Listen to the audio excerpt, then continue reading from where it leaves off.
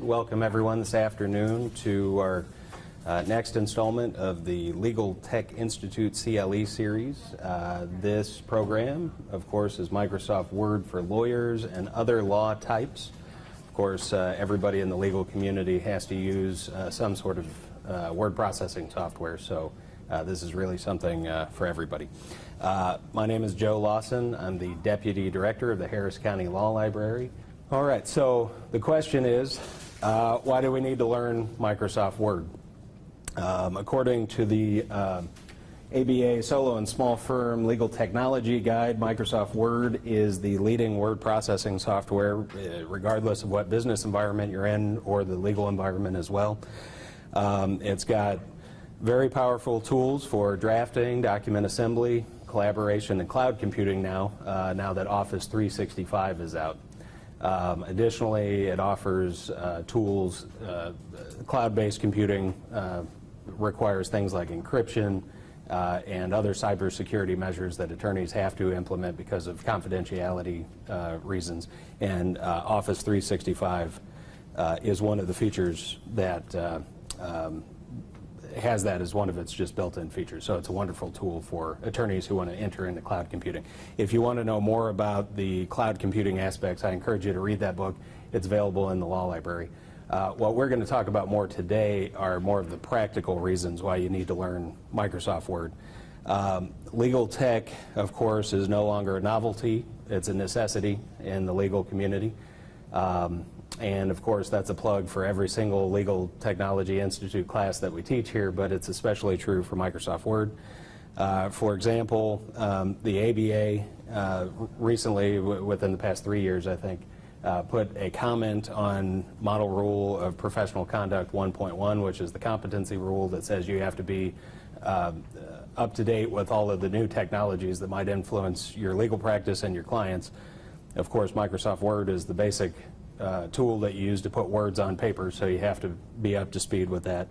Additionally, you've got the Texas Rules of Civil Procedure, which now require e-filing in all civil cases, and so you have to be able to manipulate documents so that they meet these standards. TRCP 21F lays out those standards, which require PDF documents that are e-filed to be directly converted from the document that you're drafting, and Microsoft Word allows you to do that.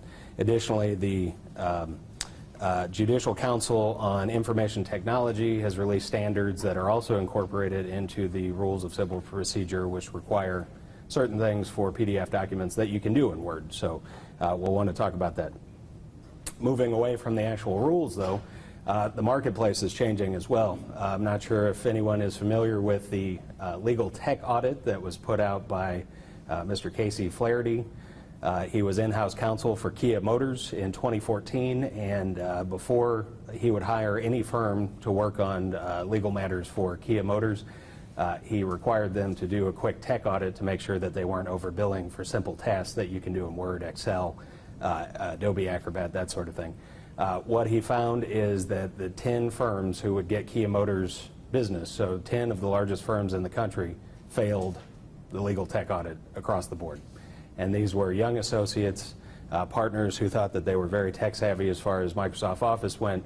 The firms were throwing everyone they had at the test and just completely failed. It took a full year before anyone actually passed. So you can see how it seems like very basic things that everyone just assumes people know. People graduating law school right now should know. Mr. Flaherty's test proved that they did know it. So what I'm hoping to do is give you some practical things that you can incorporate into your legal practice so that you don't fail the tech audit if it comes in your direction. That's another thing as well. All right, so what should we learn about Word? Well, there's too much for a 1-hour CLE. So what I've broken it down into are tools for drafting, editing, and file management.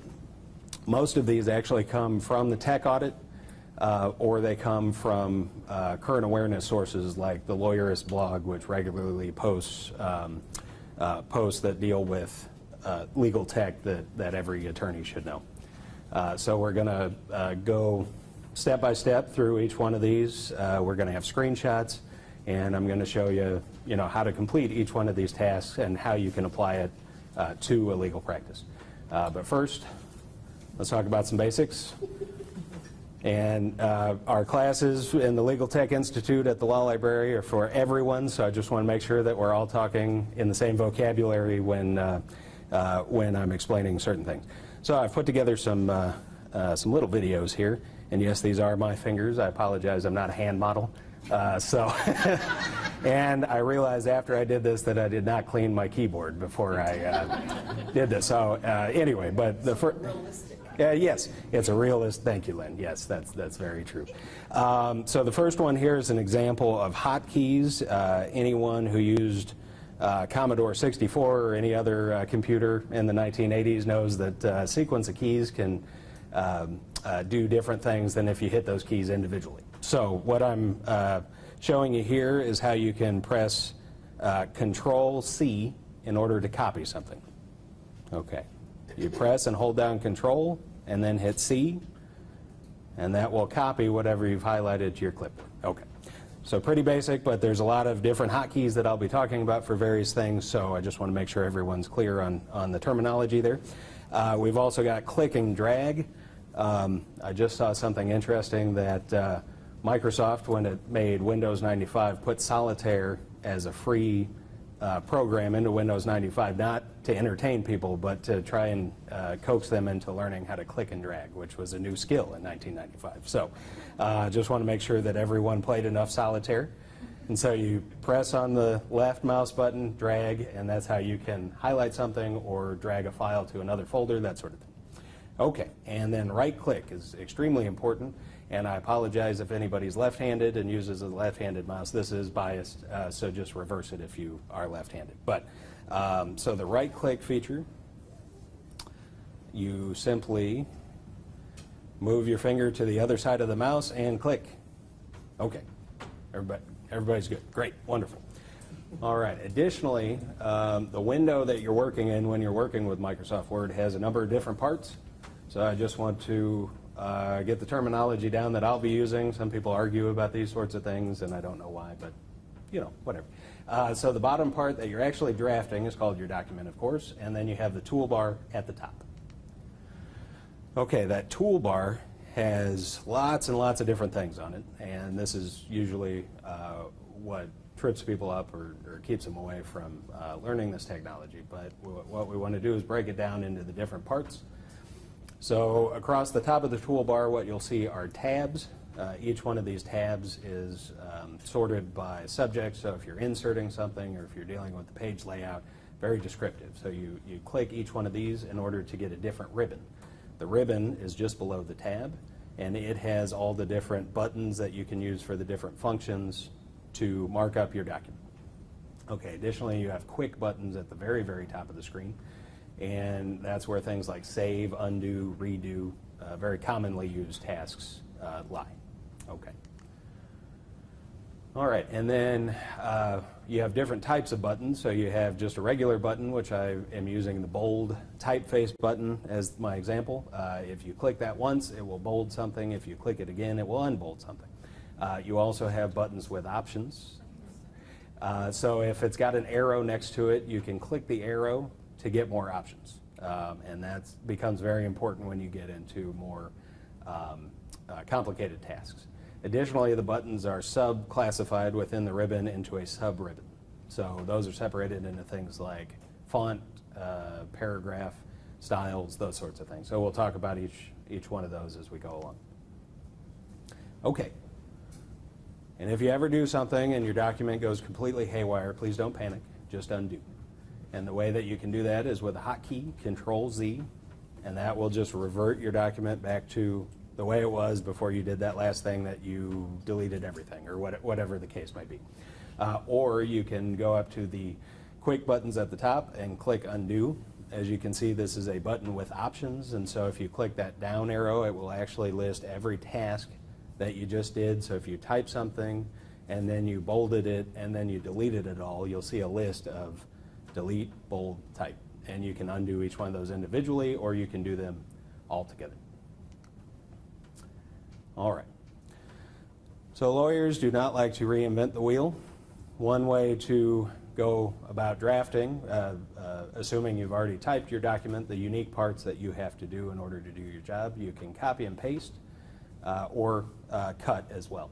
And so I just want to go through this real quickly. It is a pretty simple thing, but it sometimes throws folks off. So the way that you cut or copy is you begin by highlighting the text. You've got 3 different options there, so you can click and drag to highlight it. Go to the beginning of what you want to highlight, click and drag to the end.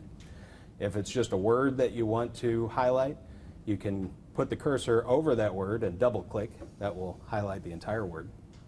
Or if you're not a fan of your mouse and you like your keyboard better, you can move your cursor to the beginning of what you want to highlight, hold down the shift button, and then hit the arrow over button.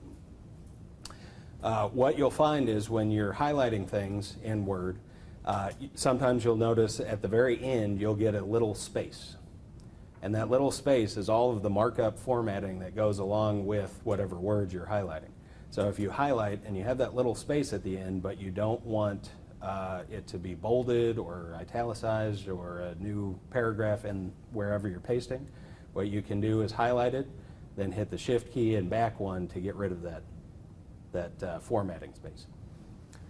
Okay, so once you have it highlighted, you have to either cut, which means you're going to get rid of what you've highlighted and move it onto your clipboard. Your clipboard is this invisible thing behind your program where things that you've cut or copied sit. If you cut, you get rid of it from where you've highlighted it. If you copy, you leave it where it was highlighted and move it onto the clipboard. You can do that either by right-clicking the area you've highlighted, or you can use the hotkeys. Control-X is for cut, Control-C is for copy. V. What's that? Control-V is for copy. Control-V is for paste. Insert. Right, or insert, depending on your language. So X, C, and V are all right next to each other. X, cut, like a pair of scissors, right? C for copy, V for paste, I assume because it's just nearby.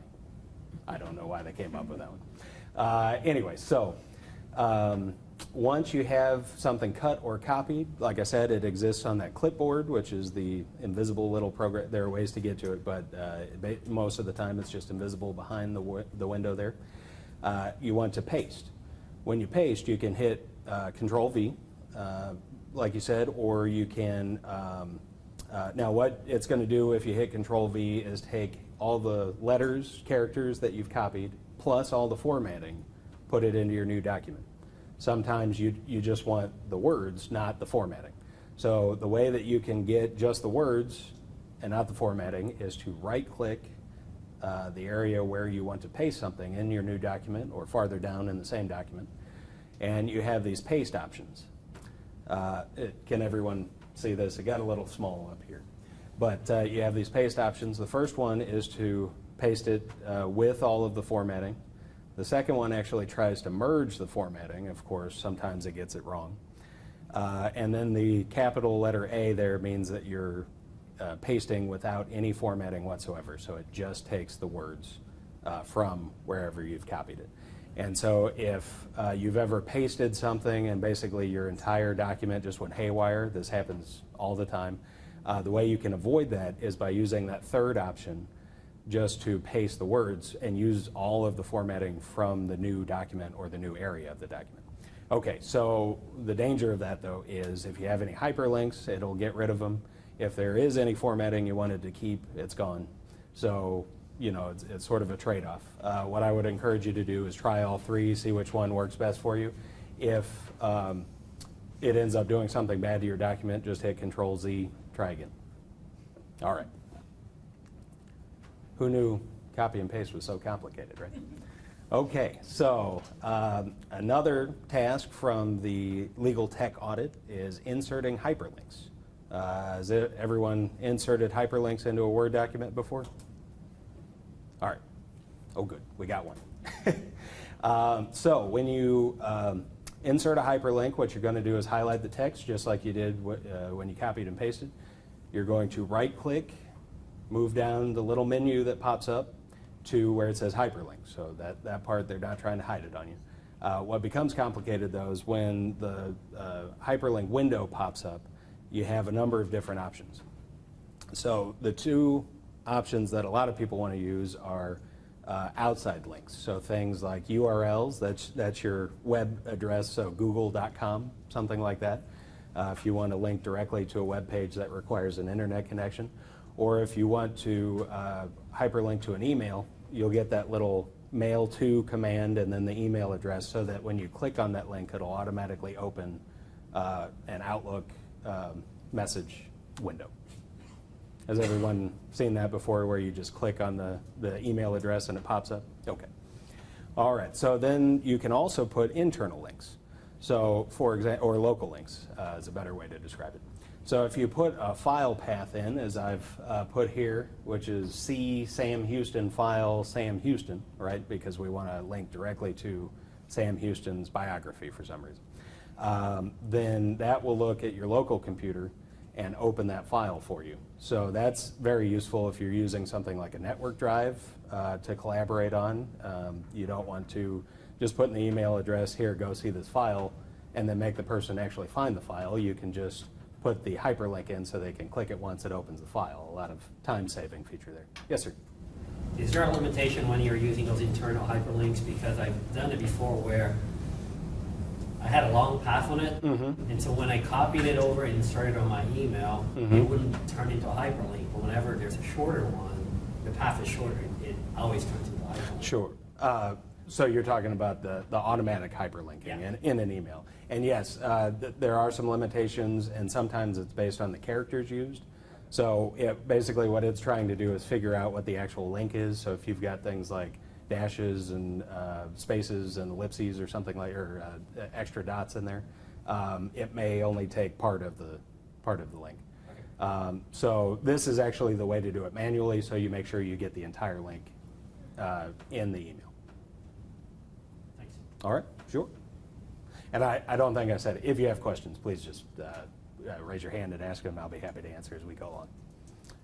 Okay, so questions about, and bookmarks. Bookmarks are internal links within the document itself. So let's say you have an extremely long brief and you want to be able to click maybe a table of contents, for instance, and jump straight to page 27. You can do that with bookmarks. And so the automatic bookmarks are the pages within the document. So if you click the bookmark button, I'll use my, maybe not. The bookmark button is actually right here. Once you click that button, it'll give you locations within your document that you can link to. You can also insert your own bookmarks in order to make linking happen exactly where you want it to go. Okay. Any questions about hyperlinking? All right. So in the law library, we get the question all the time, how do I put in that little squiggly symbol? Of course, the legal community uses a symbol that is not on a QWERTY keyboard, and so you have to go and find it. Now, here's the secret that's not in the slides. You can use a hotkey, which is Alt and then 2-1 on your keypad, and it will insert a section symbol in any Microsoft Office program. There you go. I just improved Lynn's life. Thank you, Lynn. So that is the hotkey. However, you may want to insert currency symbols. You may want to insert paragraph symbols. All sorts of symbols. And so this is the way that you can do that. At the top, you're going to look for the Insert tab to pull up the Insert ribbon. And then you're going to click on the symbol button, which is next to a little omega sign. And this is one of the primary buttons, so even if your window is smaller, it should still appear off to the right-hand side of that ribbon. Once you click that, you have, in the middle here, you can see it's a drop-down list of all of the symbols that you've used recently. If you don't use symbols often, these are the commonly used symbols, things like arrows and dots. And of course, you can see there's the section symbol right there. But if you don't see your symbol here, you can go down to the bottom, hit More Symbols, and your Select and Insert symbol window will pop up over your document. And you'll have hundreds of symbols there. And they range from Arabic characters to currency symbols to smiley faces to all sorts of things. Once you find the symbol you want, you can click on it. It'll highlight it in that little blue box. and then you click Insert, and it will put it in your document wherever your cursor is. All right. So go forth and put symbols in your document. Okay, let's move on to formatting your text. So formatting is very important because you have to have headings that are larger and bolded and that sort of thing. Additionally, when you insert symbols, sometimes they are actually in the wrong font. I'm not sure why that is, but you want to make sure that whatever you've inserted matches up with whatever your main text is. Okay, so the two main formatting areas that people use are right under the Home tab, so right in that main ribbon that pops up every time you open Word. And they are the font sub-ribbon and the paragraph sub-ribbon. And these have all sorts of things, however, they don't have everything. And so if you're looking here and you say, okay, I want to bold it, but I also want to put a shadow behind the letters for some reason, what you can do is click that little arrow in the bottom right-hand corner of the sub-ribbon, and it will open that sub-ribbon menu. And you can see there's a lot more selections in that menu. It also has everything that's in the sub-ribbon. So those are just shortcuts. This is the actual menu. And what you can do here is select any type of typeface modification. So your font, your font size, and then all of your typefaces, whether it's small capitals, if you were ever on law review, small capitals, of course, were the bane of your existence for a while. That's where you find these here. You can also change font color, and any modifications that you make will appear at the bottom there where the word that you highlighted exists. Additionally, if you want to save a little time, you don't actually have to highlight a word. You can just put the cursor in the middle of the word and then click bold or italicize, and it will take care of that entire word. So that's just a tiny time saver for you. Additionally, you have a paragraph. If everyone here, like me, was confounded when Microsoft completely rearranged its paragraph conventions between 2003 and 2007. Suddenly, Calibri was the font, and there was no space in between sentences, but there was a space in between paragraphs, and everyone was in an uproar, and still is, actually. Everyone, hates this sort of thing. So write your letter to Microsoft, but in the meantime, this is where you change that. You can change your spacing between lines to single spacing or double spacing, depending on what type of document you're drafting, and then change your paragraph spacing using this section. And for anyone who still likes to use WordPerfect because it shows the markup symbols, you can actually do that in Word. So just to pull you over to the light side, from the dark side here. You just click that little paragraph symbol there, and it will show you all of your paragraphs, all of your returns, all of your tabs, everything, all the markup symbols appear right in your document. You can also click it again to get rid of those because they're very distracting. Yes. All right. Yes? Does our office, Harris County Attorney's Office, do we prefer one type over a different type, or is that totally up to the drafter of the document? I believe it's up to the drafter until your practice manager tells you otherwise. So standard still is... What do most people use? Sure. Lawyers. Right. Yeah, lawyers, sure. I believe the transition from Courier New to Times New Roman has happened. So I would say Times New Roman, 12-point font for the regular space, the regular text, and then double-spaced, no paragraph spacing. Does everybody agree with that? Okay. No paragraph, no indentation. I'm sorry. Yes, indentation. I mean vertical spacing between paragraphs. No extra space between paragraphs. So it's just the regular double spacing. Correct. Indentation, yeah, you want to keep that. Separate your paragraphs out. Yep. And of course, if you work at the Harris County Attorney's Office, you're just a short elevator ride away from the law library. Please feel free to come down and I'll be happy to help you. Or excuse me, Heather will be happy to help you with that. All right. Now, this is actually something that seems to be a well-kept secret, despite the fact that it's in the Home tab, and that is editing with styles. you can actually designate different parts of your document to be a specific style. So you can highlight a heading and select one of these styles. You can see heading 1, heading 2, and those are the difference between your top headings and your subheadings. What it will do is automatically change your font size, typeface, so bolding, italics. If you do title, it actually centers it for you, that sort of thing. And these are all standard, built right into Microsoft Word.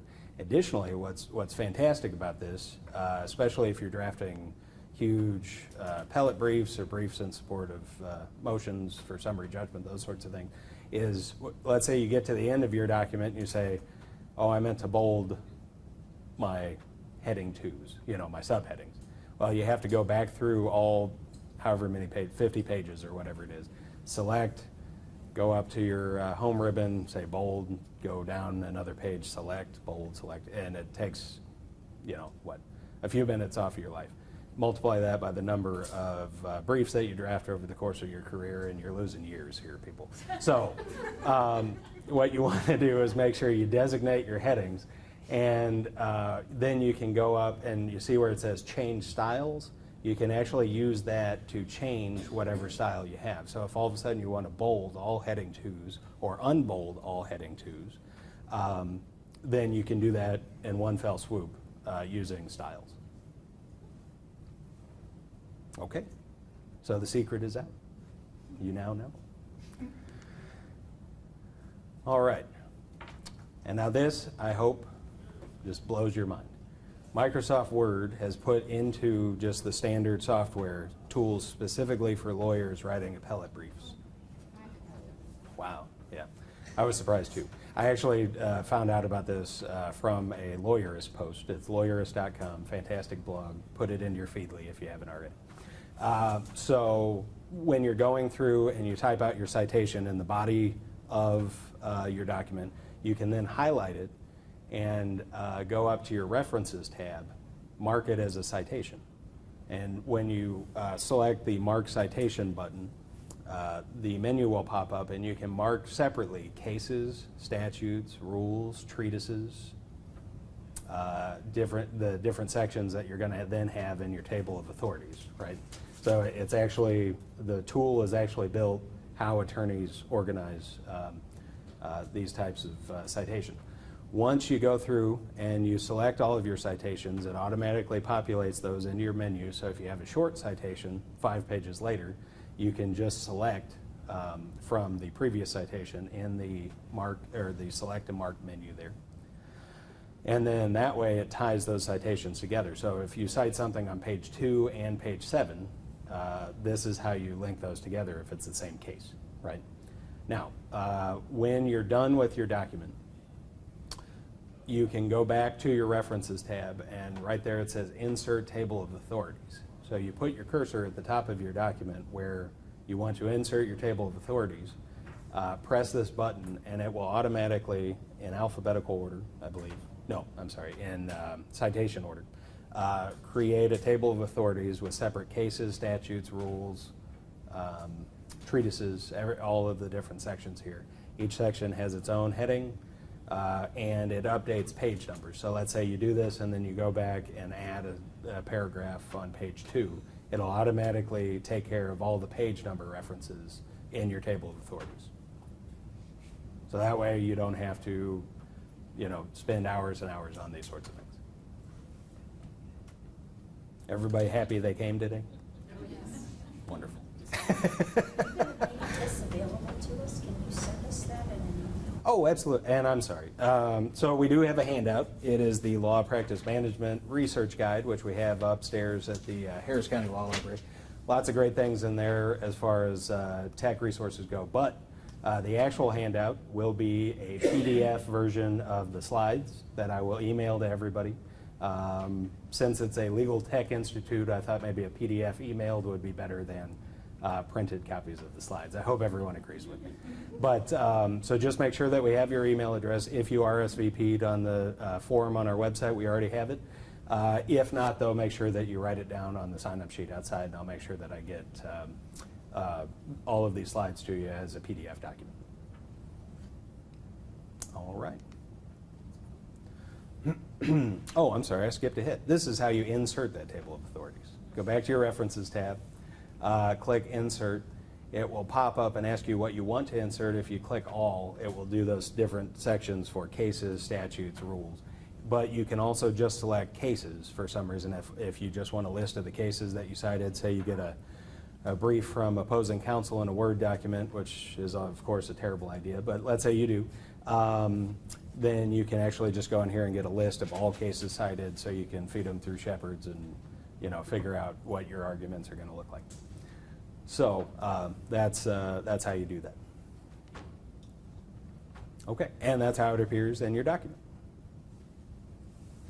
As you can see, it's got the page number off to the right there, and those are what automatically update as you're going through. Okay. Yes, sir. So if you create the table of authorities and you see that one of the sites is wrong, if you change it on the body of the document, it will automatically change it to the table of authorities. Right. If you change it on the table of authorities, it will change it on the body. Actually, it shouldn't let you, because the table of authorities is automatically updated. Now, I think there is a way to get around that. You shouldn't, but if you want to, you can.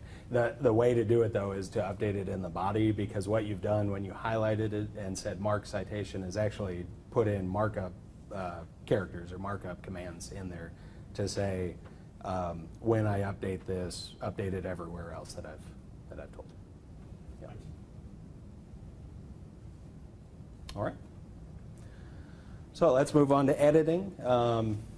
If you have associates or paralegals who work for you, or if you are a paralegal and partners who work for you, then you have to edit documents quite frequently.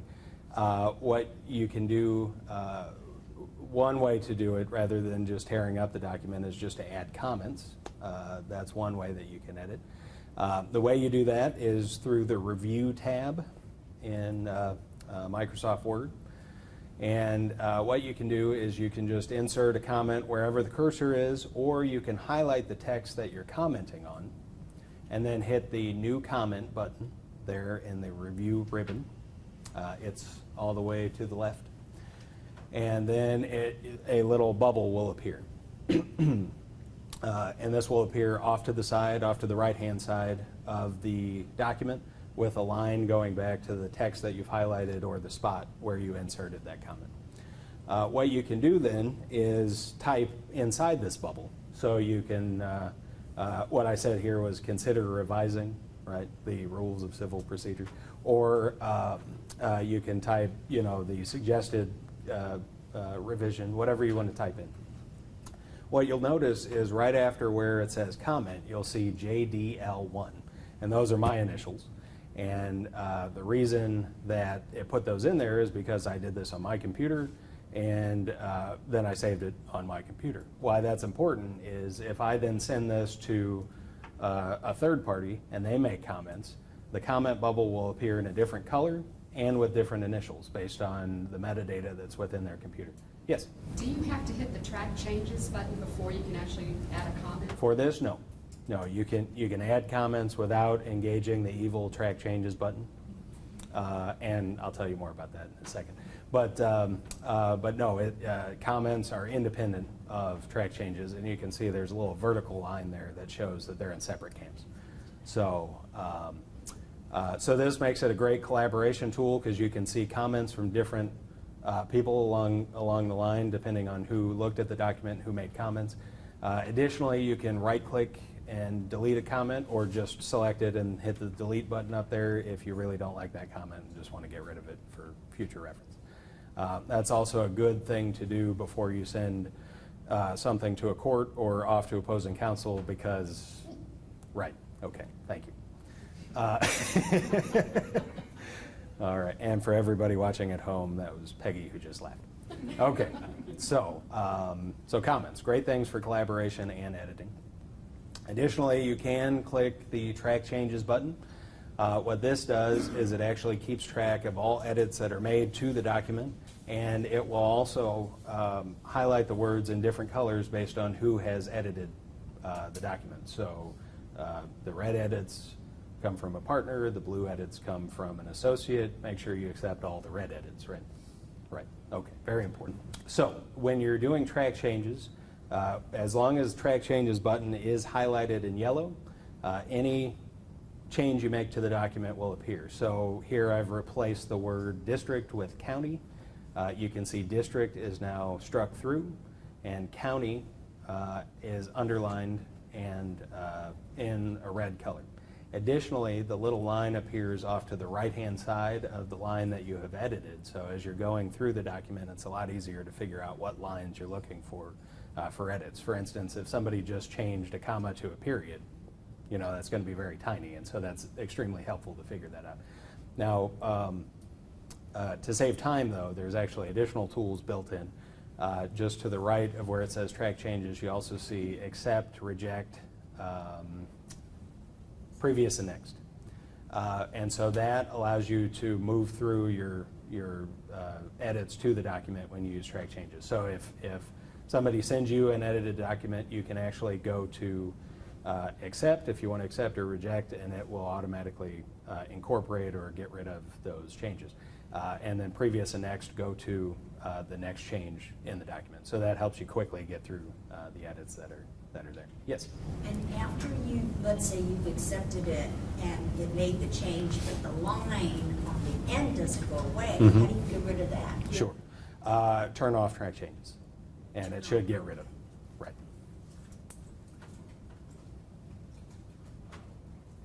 Additionally, sometimes Windows itself gets hung up, so sometimes you just have to scroll down and scroll back up, and it'll get rid of it off the screen.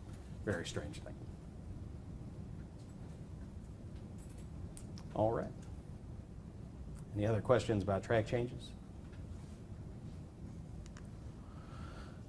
Okay. Microsoft has also built into Word a compare documents feature.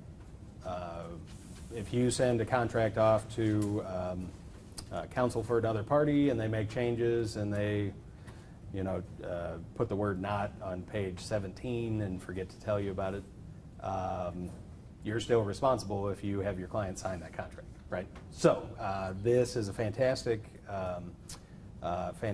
tool that you can use. It's under the review button. When you click compare, it's one of those buttons with options. You can then click compare documents or combine documents, depending on which one you want to do. So if it's something like a contract and you're trying to actually insert paragraphs from somebody else, the combine feature is good. But just to see what the changes are, compare is the feature that I'm showcasing here. When you click that, the compare documents menu will pop up. It'll ask you to select the two Word documents that you want to compare. So you have to actually go and find these in the file where they exist, either on your computer, on a network drive, on a flash drive, something like that. And they will show up there. You click OK, and you'll get a window that looks like this. You can see there's two panes on the right. Those are actually the two documents up side by side. And then all of the revisions found are on the left-hand side there. So you can see here I inserted the word not into a motion for summary judgment on the last page. You may not have found those three letters, and it could have a big impact since that's your prayer for relief, right, or whatever it is, or your request from the court.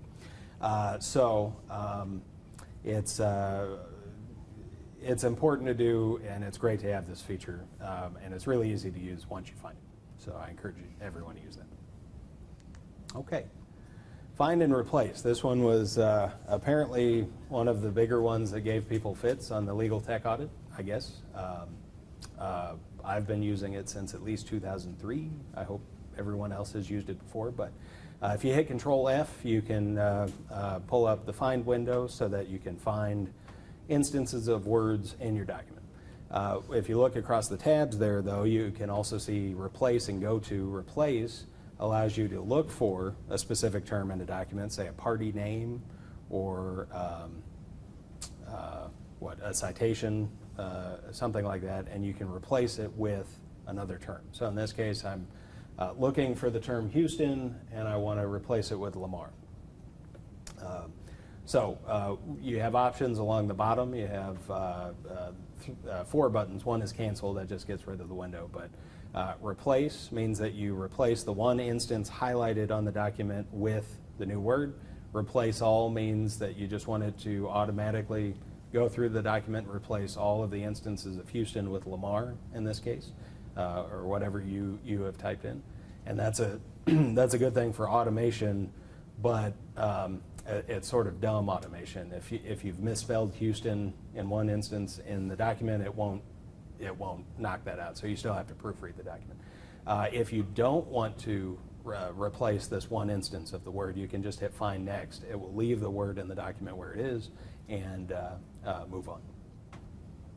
Okay, and that's found on your home tab all the way to the right of that ribbon. Okay, so with e-filing, we now have to save documents as a PDF, and that PDF has to be directly converted rather than scanned, and it has to be unlocked, and all of the other things that are incorporated into Texas Rules Civil Procedure 21F8, I believe. So the way you do that is just under the File tab, which is in the upper left-hand corner of your Word document, and then you click Save As. The Save As window is going to pop up, and at first it's going to try and save it again as a Word document, but in your File type menu, which you can see at the bottom here, you have the option to switch that to PDF. And that's just a standard feature of Word, I believe since 2007, definitely 2010. So if you're running 2013 or 2016, even on a Mac, this should be here. So that's the way you do that. And the standard, the standard way it's set up is to save the document according to the same protocol that's in the Judicial Council on, that's hard to say, on information technology. So if you just leave the settings alone, it won't password protect it or anything else. However, if you do want to change the settings, that is a button just below the File type menu. And you can password protect, say if you want to send it to a client via email or something like that, you can put a password on there as well. Okay. Version control. When you're editing documents, sometimes things can get out of hand. You'll look at an old document and start correcting that one instead of the newest document, that sort of thing. So I just want to put it in a word of warning. Now, the author of the book, Microsoft Word 13, a lawyer's guide from the American Bar Association, says keep it simple. So take your file name and just add something on the end, like V2 for version 2, and then within the file where that is located, it will just automatically put your last version lowest down because you've taken a numeric feature there, as long as the first part of the file name is standard and the same. All right, and then naming conventions are another big thing. If you use naming conventions, it's sort of like putting a code on a document so that every time you go to your client's files, you can always find all of your client's files in the same place, and then within that folder you can always find pleadings in one place and motions in one place and or contracts in one place, however you want to do that. So suggestions for that, of course, are be consistent in all aspects of this. Use the same abbreviation, so if you always say MSJ for motion for summary judgment, always do that so that your files always look the same when you go to look at them, and also so your files are always in the same order, so your motions for summary judgment are always in the same place within every client's file.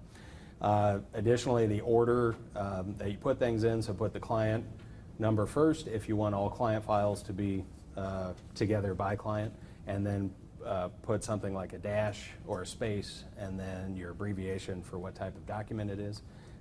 In this instance, I've also put my initials and the date, and then that helps you keep version control as well, so you know if you're working on the document edited by the right person and the nearest one. All right, and then foldering. You can folder in a number of different ways, but most of the time you want to be able to find all of a client's files in the same place, so make sure that your client is the main folder, and then within that folder always put your pleadings in a folder, or your motions in a folder, or your non-disclosure agreements in the same folder. And then that way, no matter what folder you're in, no matter what folder your paralegal or legal assistant is in, you can always find everything in the right place. Okay, and then stripping metadata. This is extremely important because when you're working in Word, as I've shown you, not everything is actually in the document. Sometimes there's comments that are off to the side, or identifying information that's behind.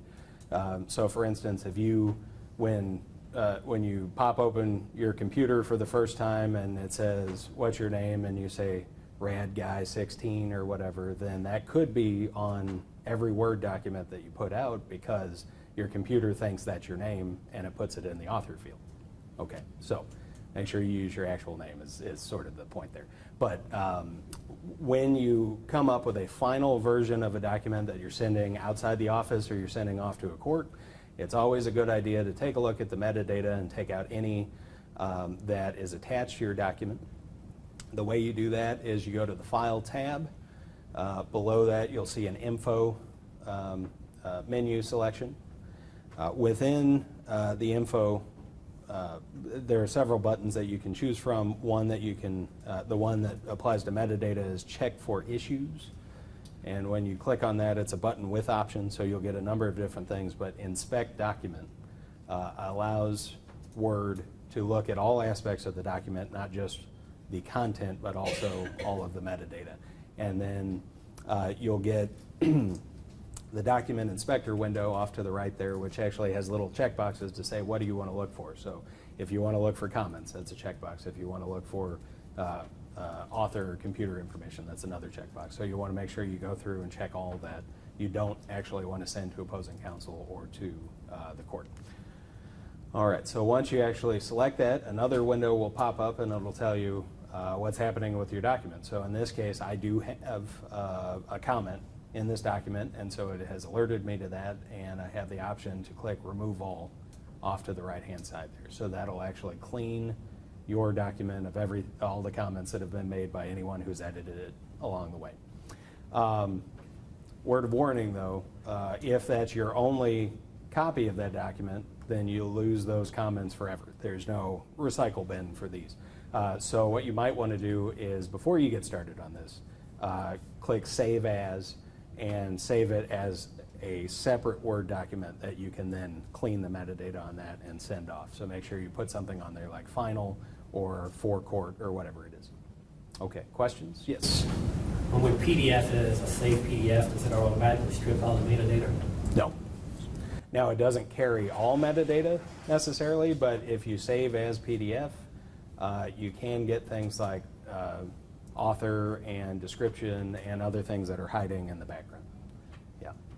So the way to check that, though, is once you've created a PDF, you can right-click the file inside the folder on your computer, go to the Properties selection, and it will tell you what type of metadata is going along with your PDF.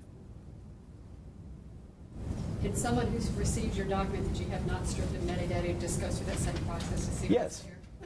Absolutely. Great. Uh-huh. And it's not very hard to authenticate that for purposes of, evidence or anything else. So make sure you strip your metadata. All right. So this is a library program. Of course, I have to give you some further reading. There are a lot of great blogs out there. The Lawyerist is one that I've mentioned over and over again. There's also Office for Lawyers that talks about all Office products, SharePoint, Excel, anything that you want to look at. Also, if you're one of the few but proud and you have Office on a Mac, there's iPhone JD. That's a fantastic blog that occasionally talks about Microsoft products. The book from the ABA, the most current one is Microsoft Word 2013. That's a great read if you're using that version, or actually 2010. There weren't that many changes between the two versions, so that's a good one.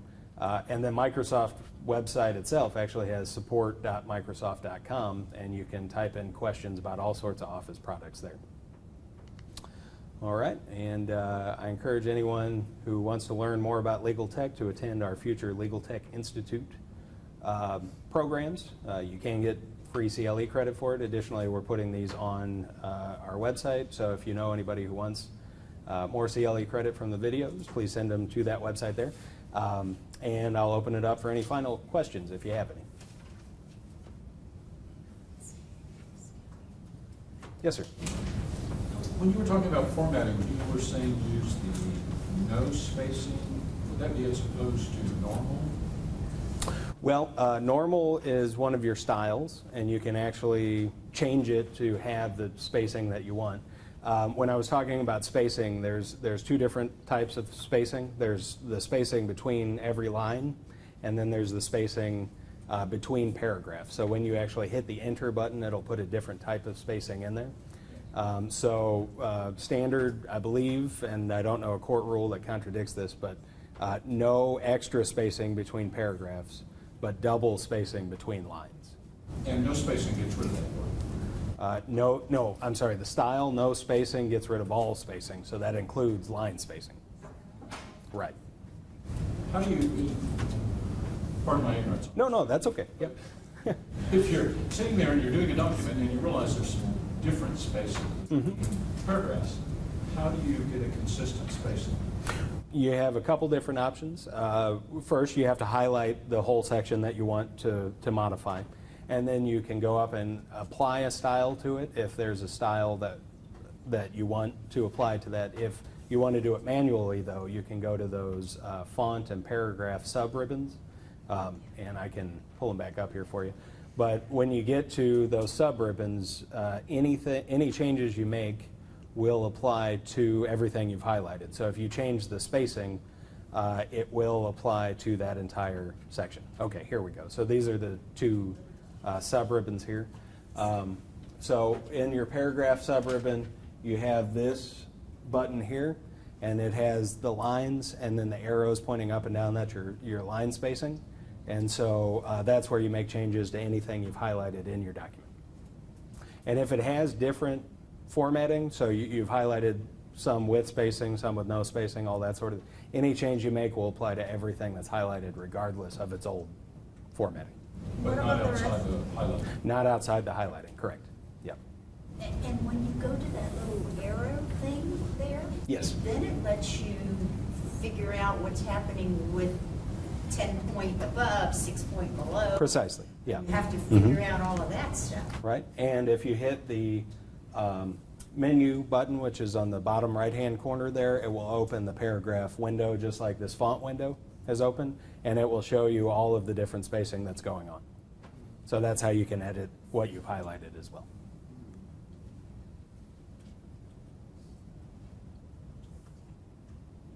Okay, yes? I have a question between the difference between, or how do you do automatic hyperlink? I know how to do the manual hyperlink, but only to browse out to certain documents on the computer. Okay. But how do you hyperlink the website? Sure. So autocorrect is a feature that's built into Word, and it can recognize a lot of websites. So if you just start typing in www. whatever, once you get to the end of it, if you hit space or enter, it should automatically hyperlink that website. But a lot of times that can look a little sloppy, especially if it's, like Armando said, if it's extremely long, it's got lots of different characters, it can take up half your paragraph just with one Google site, right? So what you might want to do is put in some words like the Harris County Attorney's website, then highlight that, and then use the hyperlink window here in the field at the bottom there.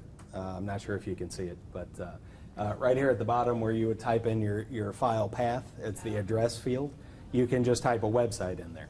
So, and that website you can just copy and paste from the web browser, so you don't actually have to type in the whole thing. Once you do that and you go back to your document after you hit OK, whatever you highlighted will now be blue and underlined if that's how your websites generally appear. And then you can click on it and it will go to whatever URL you put here. All right, so I will just ask you, I'm going to be sending out a survey, and if you have comments on what you would also like to learn in addition to what we learned today about Microsoft Word or any other Microsoft Office product, go ahead and put those in the comments, and we'll be happy to incorporate those into future programs. All right, thank you so much.